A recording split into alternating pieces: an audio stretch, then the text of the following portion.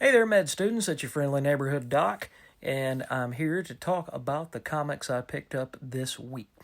Hopefully, you guys aren't having the wintry weather that we're having down south here, and maybe you were able to get out and get your books. So be sure to pop in the comments at the end of the video and let me know what you guys picked up and what you're reading this week. So let's go ahead and get started. All right, first up, we have Conan the Barbarian, issue 18 by Jim Zub with art by Danny Bryan. This was actually an interesting issue of this book.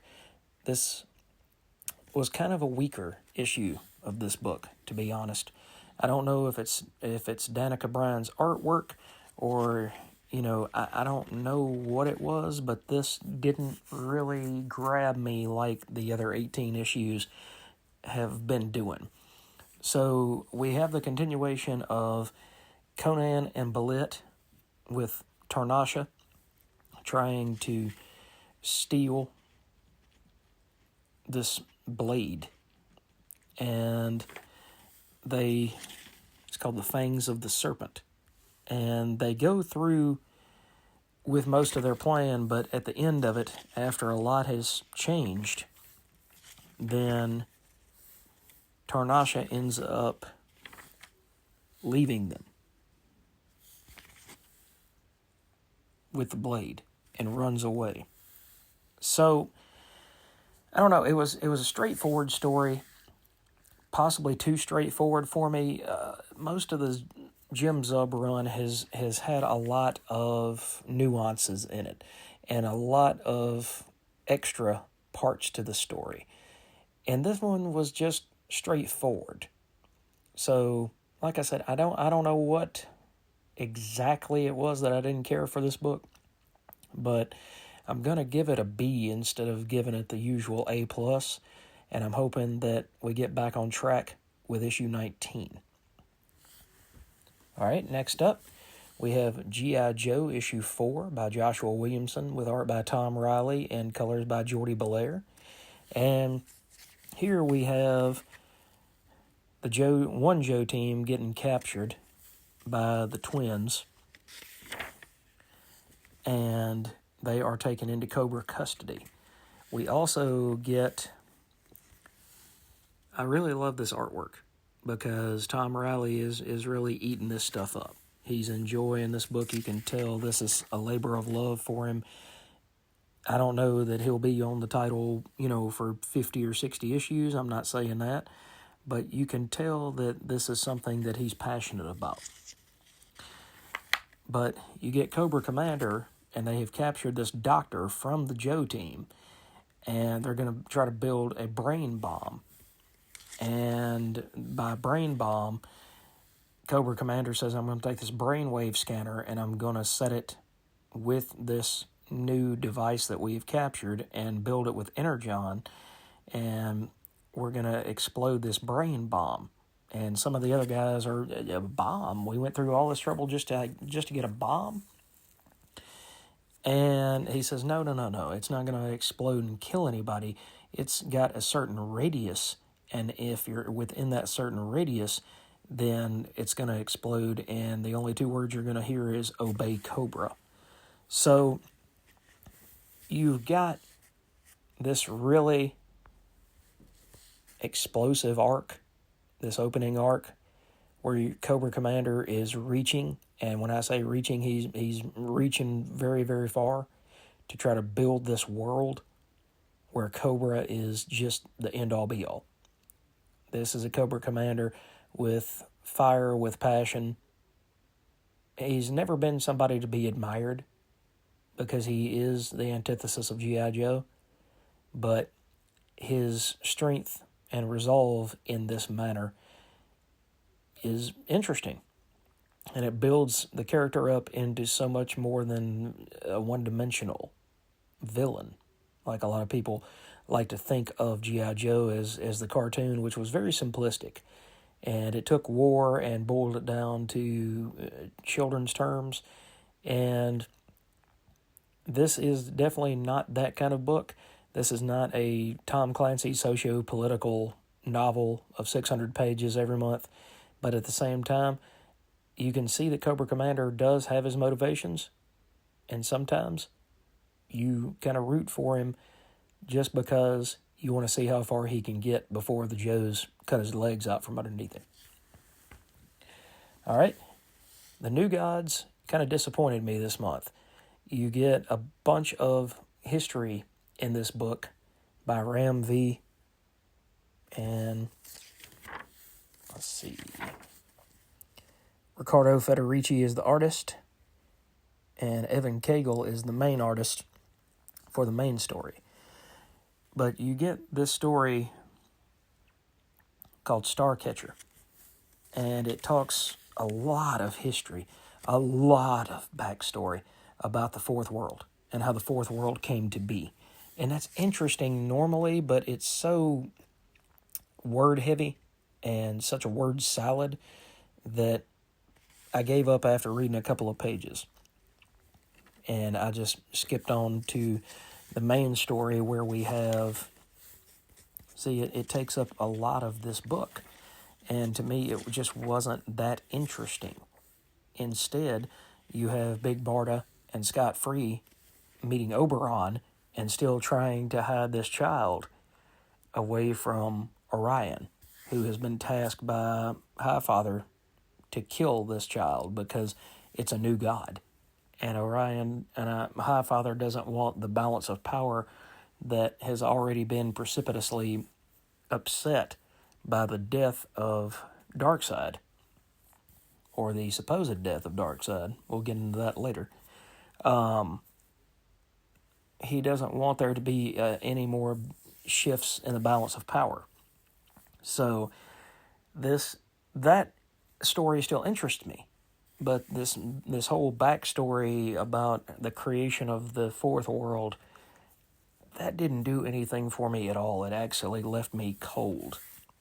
Now, the artwork in that part of the story, as you saw, is very dramatic and very great, and it's wonderful. It reminds me a lot of Liam Sharp's Stonehenge. Nope, not Stonehenge. Starhenge that he did for Image a while back. And so it's very fantasy-like and driven, almost like a Greg or the Hildebrandt brothers or Joe Jusko. But at the same time, if the story is not intriguing that you're trying to tell, the artwork itself cannot carry what's trying to be told.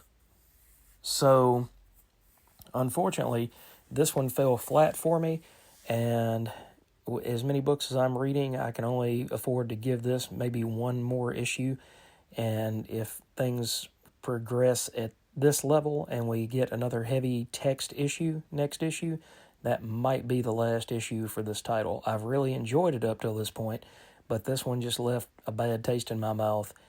Maybe a second read is necessary, but this one just kind of left a bad taste in my mouth, and I'm not really looking forward to more issues like this.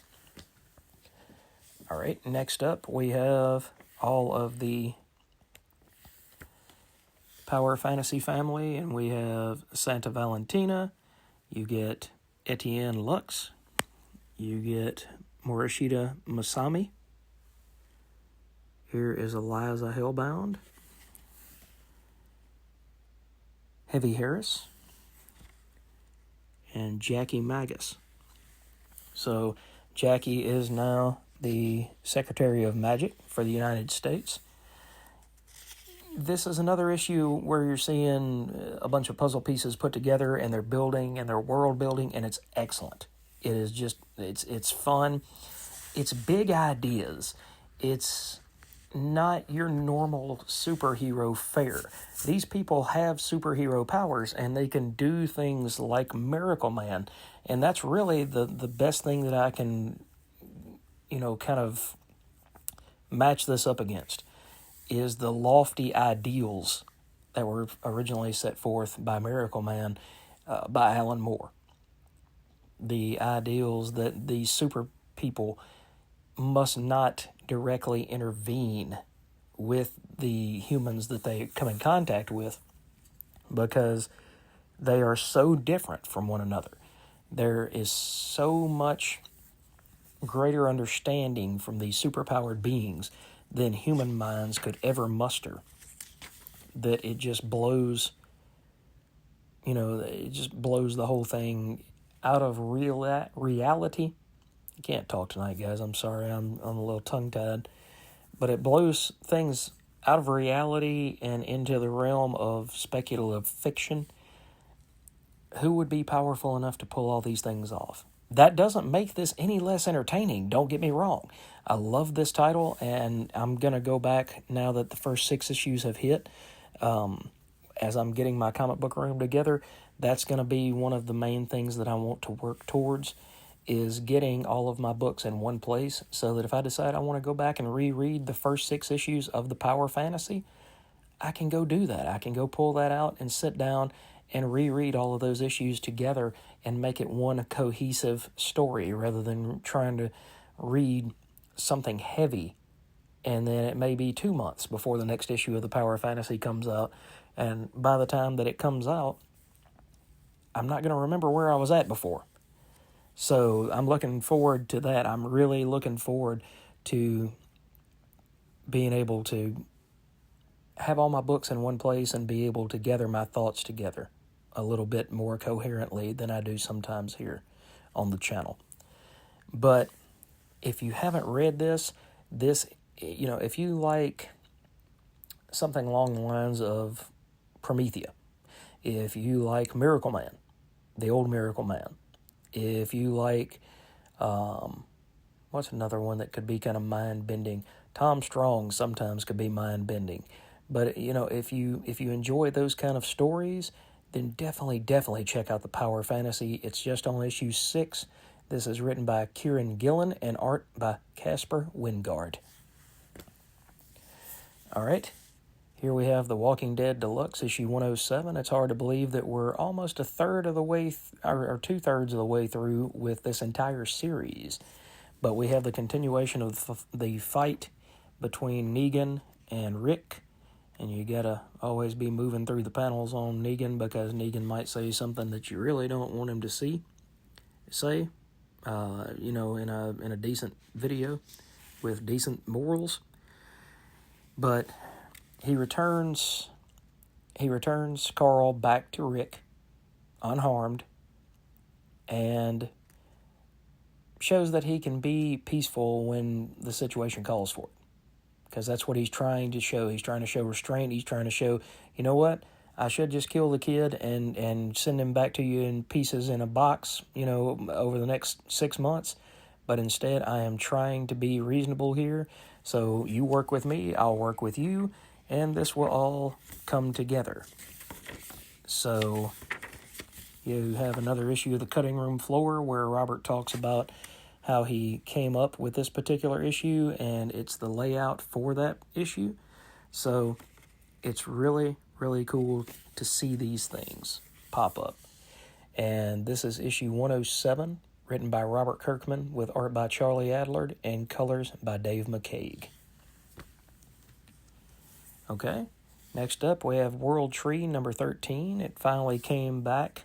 This is by James Tynion, with art by Fernando Blanco, colors again by Jordi Belair. And can't really show you too much of this to begin with because it's kind of dark. But actually, a lot of this issue I don't know that I'll be able to show you because it takes place... we might be able to go there. And this, to speak about Promethea, this particular art in this issue reminded me a lot of J.H. Williams III art on Promethea, especially towards the end of the series, where you get these different panels, it's just exciting. And it's exciting to have this book back, because it finally seemed to have found its feet now that we're trying to understand who, PH-34R is. And it was one of the main characters' sister named Sammy who got pulled into the Undernet. And the Undernet pretty much just ate away at her as a decent human being and took her to a whole nother place and made her something that she didn't want to be. But at the same time, when they pulled her out from the Undernet, then she had these vicious thoughts and these horrible feelings about things that, she wanted to go back into the Undernet, and it's their job to keep her out. So, really great return. Happy to see it back, and can't wait for issue 14. All right. We're getting to the bottom of the stack here, guys. We have Behemoth issue number 2 by Grant Sputor, Ryan Engel, Jay Martin, and Frank Sechevic. We have the continuation of these characters that have been eaten by this giant kaiju, and the artwork is very expressive for most of the story to be told in red tones, but it is very expressive, and it comes across, and you get to feel the emotions of these characters because they're trying to live in a situation where one misstep could cause you to die. And they don't really know what they're doing. They don't know where they're at, other than they know that they're inside this beast, but they don't know how they're going to get out of this beast and how they're going to continue. So you have one of the main characters' brothers who gets wounded in a previous part of the issue, and these folks here are trying to go out on a rescue mission, and unfortunately that right there looks like that hurt quite a bit. So, but something terrible happened to the brother, and it causes the sister to want to go out and further explore this kaiju and try to figure out if they can get out of here alive. So it's a story about loss, it's a story about family, it's a story about coming together no matter where you're from, and it's a story about a giant behemoth, hence the title. Really good stuff here by Dark Horse Comics, and I can give it high recommendations because so far it's kept my interest even with a large cast of characters. All right, next up we have Amazing Spider-Man 68, Death of Peter Parker. Oh no, did I spoil it? Well, it was in the solicitations 3 months ago. Peter finally dons the costume again, decides to go after the Scions of Cyttorak, decides that he's going to pick up the mantle, but at the same time he gives away his last reeds of Ragador, I believe that was. So if he dies in this battle with this Scion, then he doesn't get to come back. This is the end. So I'm not going to spoil it for real, how this issue ends. It was okay. It's a means to an end, and it continues on this 8 Deaths of Spider-Man story, which is now starting to be a little long in the tooth. But it wasn't terrible. The art by Ricardo was serviceable, but I'm just waiting to see how this thing ends so that we can get back to a new set with Pepe Larraz and John Romita Jr. on a new series and volume of Amazing Spider-Man. All right, and these two here I'm going to talk about in different videos. This is Crisis on Infinite Earths, the facsimile, issue 11 of 12. So once I get all 12 issues next month, I will start going through here and finish the series of greatest hits featuring these issues. This is written by Marv Wolfman with art by George Perez and Jerry Ordway. And we have this absolutely classic story that we will dig into at a later time. And the last issue I'm going to talk about in initial assessment is called Let This One Be a Devil.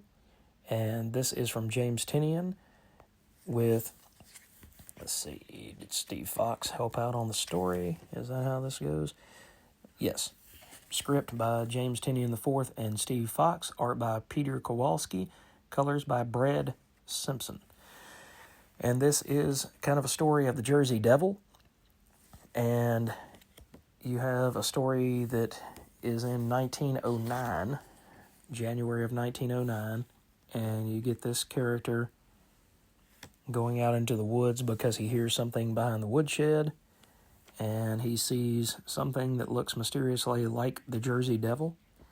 And then you go back to the 1700s, 1735 to be exact, and you have this woman who gives birth to a child and she's in childbirth and she's in pain and she screams, "Let this one be a devil."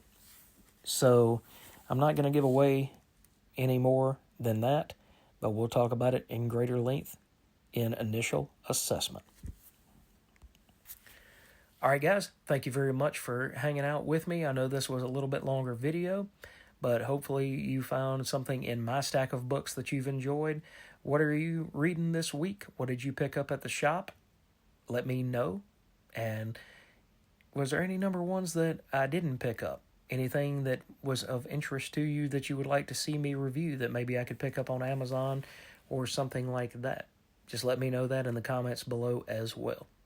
Anyway, guys, have a great Wednesday, and we will catch you in the next video. Take care.